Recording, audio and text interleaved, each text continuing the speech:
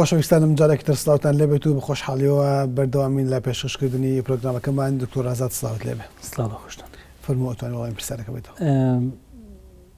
لە کوردستانە تا ئێستاش ئازادی لە نەشونمایە لە گەشەدایە لەگەڵ نەئازادی، ینی شان بە شان دەڕۆن. بەس ئەو کاتی کە ئازادی زیاد لە پێویست گەشە دەکات، زەفەر بە نەئازادی دەبات، نەئازادی بنەبڕ دەکات، ئازادی سەروەر دەبێت، ئەو وەختە دەکرێت ئومێد بە ئازادی لە کوردستاندا بکرێت کە شتی پێکرێت. ئازادی کەی ئومێدی پێ دەکرێت؟ کاتێک کە بتوانێت گۆڕانکاری دروستکات، کاتێک کە بتوانێت گشت نەخێرەکان سەرخەت، کاتێک کە بتوانێت کاریگەر بێت. ئازادی ئەو کاتە ئازادیە کە کاریگەری بخاتەوە.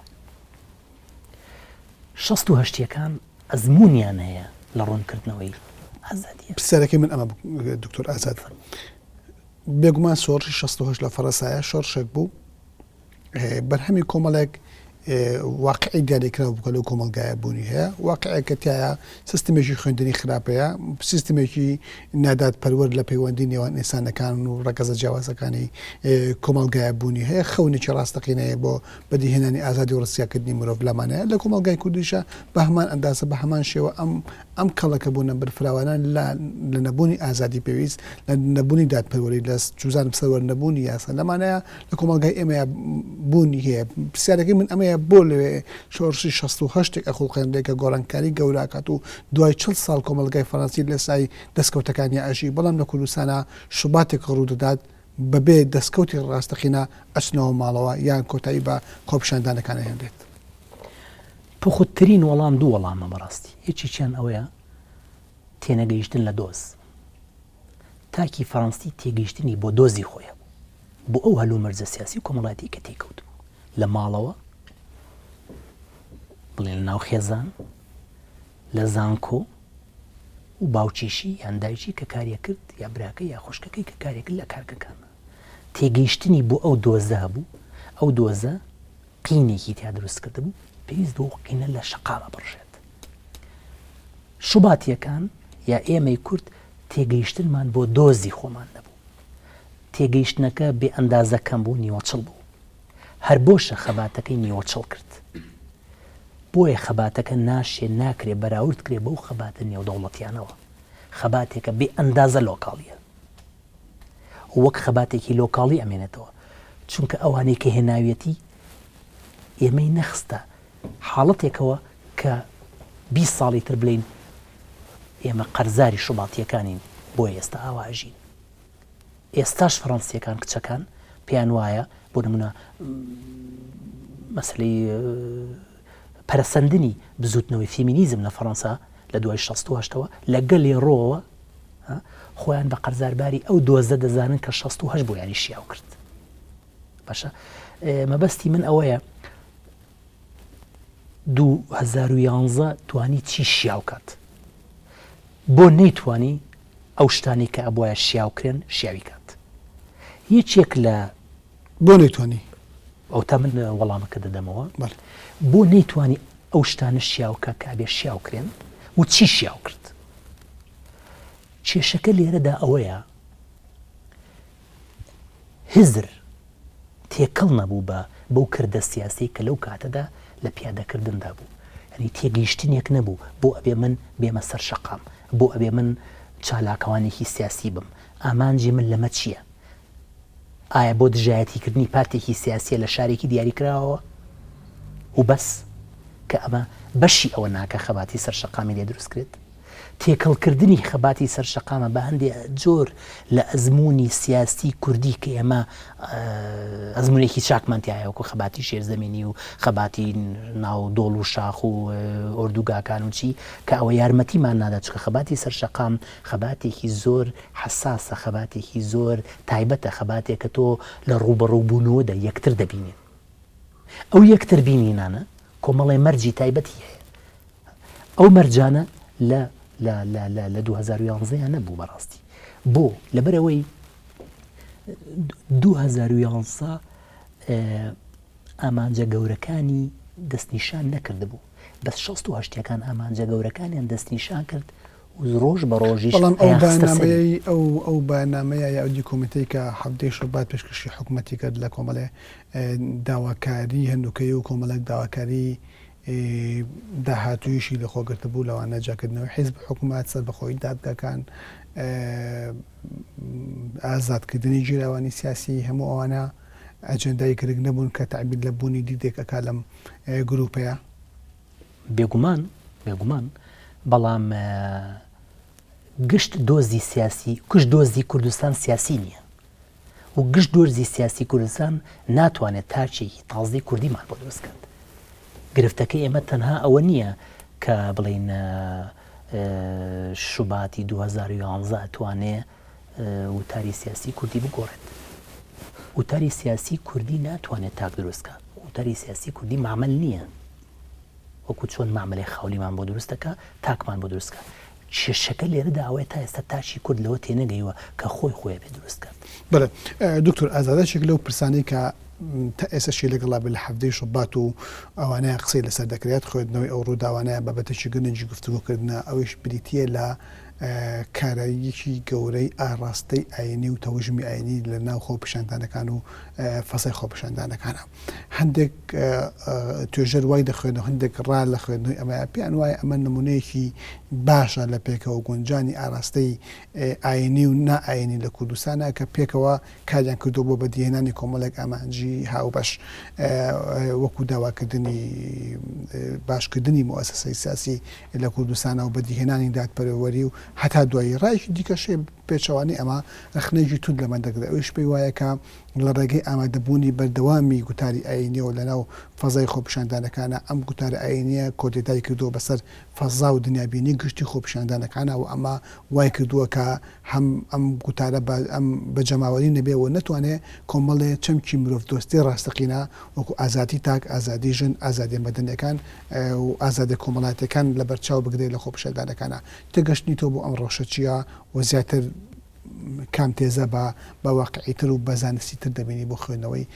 هەلومەرجی خۆپیشاندانەکانی هەفتەی شەبات. بە ئاینیکردنی بزوتنەوەی سیاسی کوردی بە ئاینیکردنی با بڵێن ئەو چرکە ساتە سیاسی کە دەرکەوت بە ئاینیکردنی خەباتە سەر شەقامێکە بە باوەڕی من بە زیانی گەڕایەوە. بۆ لەبەرەوەی وتاری ئاینی سیاسی کوردی جارە پێشەکی بەرلەوەی بەس لە بە ئاینیکردنی بکەی بە زیان یا بە قازاش دەمەوێت لێت بپرسم بە ئاینی کرا یان نەکرا. هەوڵێکی زۆر درا بۆ بە ئاینی کرێت لەبەرەوەی ئەطرافە ئاینیەکان بڵێن بزوتنەوە سیاسی ئاینیەکان تا ئەندازەیەک خۆیانوانیشان ئەدا کە ئێمە لەگەڵ تەرەفێکی سیاسی دیاریکراوانین کە ئێوەش لەگەڵیانین. ئێمەش وەکو هێزێکی سیاسی گەندەڵ و هێزێکی سیاسی ستەمامێز ئەیبینین بۆی ئێمەش لەگەڵ تەنە هاتوینێتە سەر شەقام. بەڵام بۆایە شەقامچیەکان شوباتیەکان بیر لەوە بکەنەوە کە ئەمان ناتوانن نوێنەرایەتی ئازادی بکەن. ئەمان خۆیان هێرچێکن لەوانەی کە بکوژی ئازادی ڕاستەقینن. بۆیە نەئەکرا ئەو هیوایان پێ بکرێت لەبەرەوەی هەموو ئەزبوونە سیاسیەکانی کوردەوەی سەپاندووەوەی ڕوون کردوێتەوە کە ئەو هێزانە ناتوانن دیموکراسی بن لە چوارچێوەیەکی ئەو چارچێ بۆ دیموکراسی کەەوە ئەتوانێت گشت شتەکان بە دیموکراسی بکات. کێشەیە ئەو بزوتنەوە سیاسیە ئیسلامیانە ئەو بوو لەو کاتەدا ویستی وەک تەرەفێکی سیاسی بێتە پێشێ بڵێ من بەشدارە بم لە چاکترکردن و باشترکردنی دۆزە سیاسیەکەی ئێستا لەبەروی منیش وەک ئێوە بریندارم. بەڵام بەشێ زۆر لە برینەکانی ئەوانەی کە ئەم داواکەکانیان لەگەڵ کات ئەو بەشدار بووە تایە ڕۆژێک لە ڕۆژان. زیانی ئەم بە ئاینیکردنەوەیە لەسەر مەسەلەی ئامانجەکانی خۆپیشاندان بەتایبەت لە مەسەلەی ئازادیە لە باری برد نەرێتی کرد. ئەسلی خەباتی سەر شەقامی نەرێتی کرد بە شتێکی کلاسیک کرد بە شتێکەوە بوو بە شتێکی هەڕەمەچی بوو بە شتێک کەوا نەتوانێت ئامانج پێکێت نەیتوانی ناوێکی نێودەوڵەتی هەبێت نەیتوانی ئەو وەرچەرخانە دروستکە کە ئومێدی لاوان بوو ئەو لاوانەی کەەوە کوژران لێدران خەڵتان خوێن کران پەلاماردران بەستی من ئەوەیە ئەو وشیاریە نەبوو کە ئەم جۆرە بزوتنەوانە ناتوانن لەوە تێبگەن کەوا ئازادی لە ژێرسای ئەمانە ناکرێت بە گشتی کرێت کە ئازادیش بە گشتی نەکرا ناتوانێت بەردەوام بێت. بەڵێ کەواتە بە شێوەیەکی گشتی بوونی تەوژمی ئاینی بۆ هێزە کاریگەر لە ناو خۆپیشاندانەکانە ئەنجامێکی نەگەتیڤی بۆ ئامانجەکانی خۆپیشاندان و ئامانجەکانی دادی حەڤێ شەبات دروست کرد بە تەسەووریتەوە بە دڵنیاییەوە. بەڵام هەوڵی ئەوان ئەوە بوو کە خۆیان وەک هێزگەلێکی فریشتە وەکو فریشتەی سیاسی پیشاندن چکە پێویستیان پێبوو بۆ دوژایەتیکردنی ئەو جەمسەرە سیاسیانەی کە شەقام وەکو جەمسەر گەلێکی سیاسی گەندەڵ و نادات پەروەر و چیوچی لە قەڵەمی ئەدات. بەڵام ئایا ئەوان لە هەگبەی سیاسیانە گشت ئەو ئازادیەی کەوا تاچی کورد نیازێتی بەدەستی بێنێت گشت ئەو گۆڕانکاریە گەورانەی کە پێویستێتی تاکی کورد بەدەستی بێنێت ئامادەیە؟ باوەڕی من ساڵێک و 2 مانگ تێپەڕی بەسەر ئەو ڕووداوانە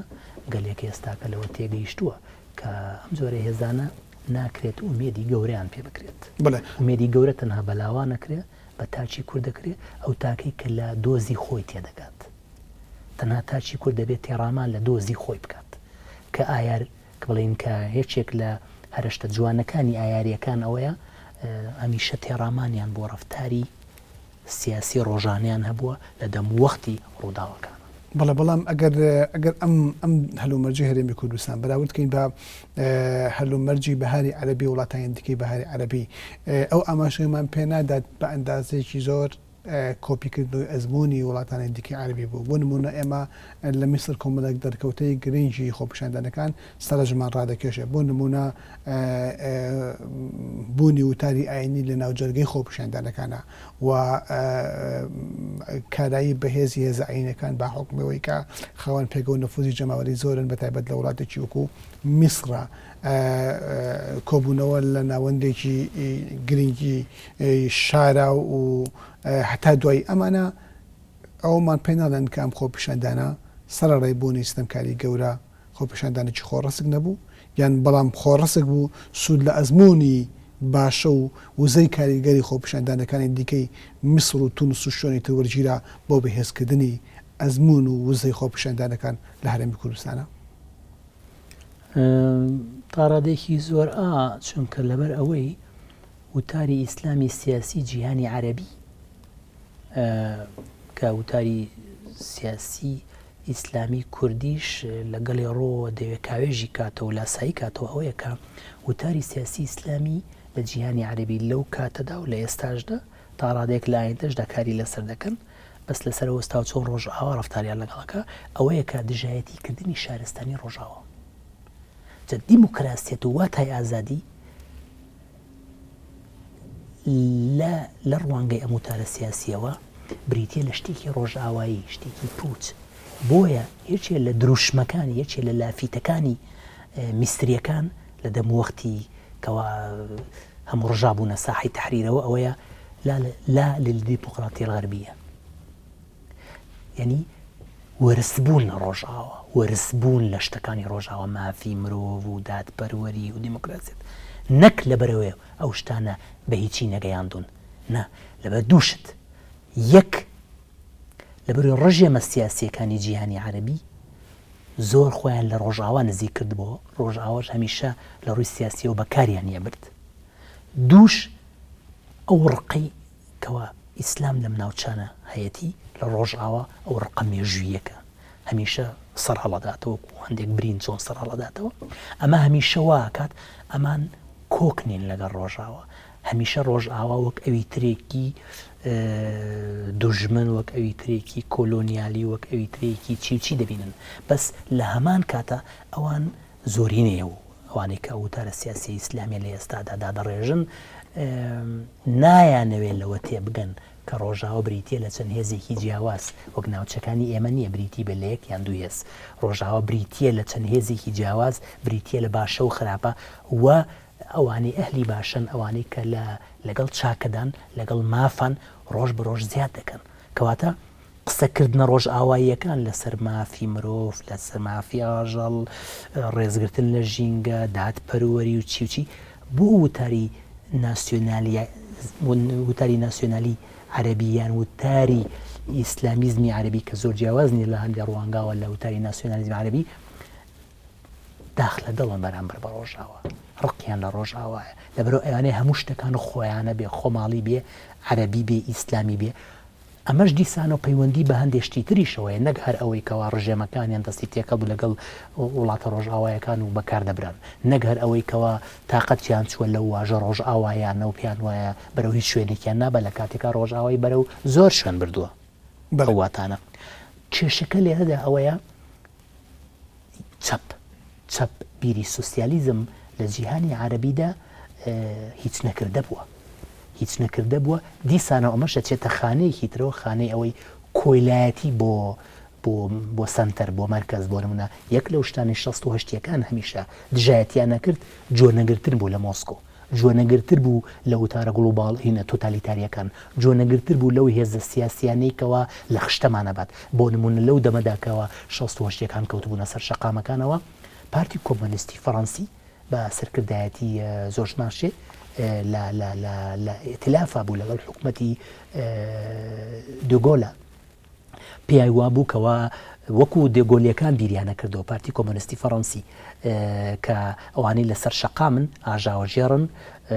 وڵات بەرەو نەهامەتی ئەبن ئەمانە تەواوکەری ئیمپریالیەتن ئەمانە واوە کەواتە ئەم تێزەی دنیای عەرەب ئەو نەزعە توندەی دژ بە خۆرئاوا و بەهاکانی خۆرئاوا هەیە و دژ بە ناسیۆنالیزمێکەیە کە خۆی بە وابەستەی خۆرئاوا و دنیای ئەمریکی و ئەوروپیەوە زانیوە تا چەند لە کوردستانە ڕەنگی داوەتەوە ئایا هەمان نەزعە هەمان دژایەتیکردنی بەهاکانی خۆرئاوا لە کوردستان هەیە بەتایبەت لە ڕووداوەکانی حەبەی شوباتە لە ڕووداوەکانی حەبەی شوباتە و بەتایبەت دیاردەی گەندەڵی توانیوێتی وتاری ناسیۆنالیزم لاواز کات چکەوەی کە گەندەڵە کووردە بۆی ئەمە وای کردووە کوردایەتی و بە کوردبوون و کورچێتی و کوردیزم و چی ئەمانە لاواز بن بێنرخ بن چکە ئەوەی کە گەندەڵی کردووە کە ئەوەی ئەیدزەیە ئەوەی فەرهودیەکە و چی کووردە بەس جاران کوردایەتی شتێکی زۆر شیرین بوو بۆ لەبەرەوەی تۆ لە تۆی دەپاراست لە زەبری باسیزم تۆی دەپاراست لە ڕژێمە تۆتالیتاریەکەی ناوچەکە بەڵام ئێستاکە کوردایەتی ڕووی لە خوارە چی جێگەی کوردایەتی گرتووەتەوە ئیسلامیزم ئەوێ بێ بە جێگری کوردایەتی جێگری ناسیۆنالیزم و جێگری هەتا تێگەیشتنێکی تر کە بڵێن تێگەیشتێکی ڕۆژئاوایانە لە ناوچەکە بۆیە وتاری ئیسلامیزم لە دەم و وەختی شوباتە ویستی وەک بڵێن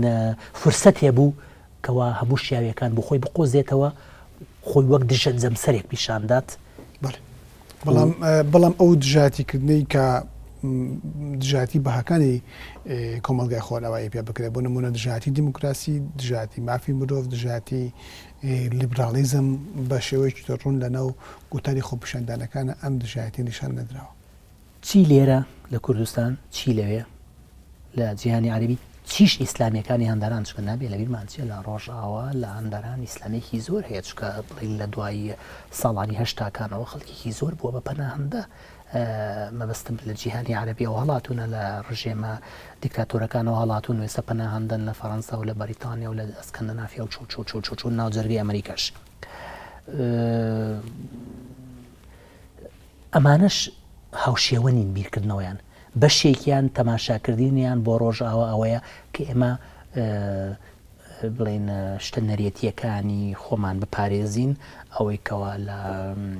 شتە فیقهیە ئیسلامیەکانە هەیە بۆمان بمێنێتەوە بیپارێزین پەیڕەویکەین بەڵام هەندێشتی باشی ڕۆژئاواییش هەیە ئەوانش دکتۆر ئازاد